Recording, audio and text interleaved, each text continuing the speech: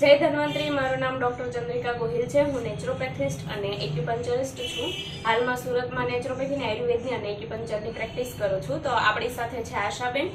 તો પહેલાં પૂછ્યું આપણે કે આશાબેન જ્યારે ફર્સ્ટ ડે આવ્યા પહેલી વાર ત્યારે તમને શું તકલીફ હતી તે બોલો. પહેલી વખતે આવીને તે અહીંયા દુખતું હતું અને આંગળી બી ખાલી ખાલી લાગતી હતી.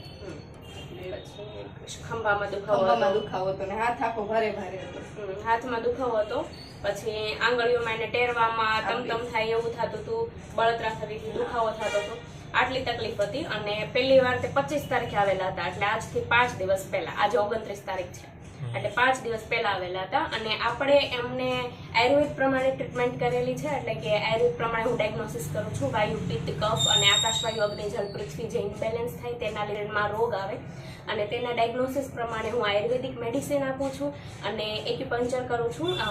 મેગ્નેટ થેરાપી કઈ રીતે થાય? આપણી બોડીમાં જેટલા ઓર્ગન હોય તેના આટલા પોઈન્ટ આપણા હાથમાં હોય, અને એ પોઈન્ટ ઉપર મેગ્નેટ દ્વારા તે વાયુ, પિત્ત, કફને બેલેન્સ કરવામાં આવે. જે આપણે અત્યારે હાલમાં આશાબેનને મેગ્નેટ લગાવેલા છે, આ રીતે પોઈન્ટ લગાવેલા છે.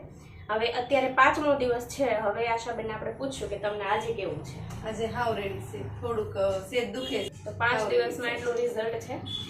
તમને જો આયુર્વેદ વિશે કે એક્યુપંચર વિશે કાંઈ પણ જાણવું હોય તો તમે અમને કમેન્ટ કરી શકો છો. હું પૂરી ટ્રાય કરીશ તમારા આન્સર દેવાની, રિપ્લાય દેવાની.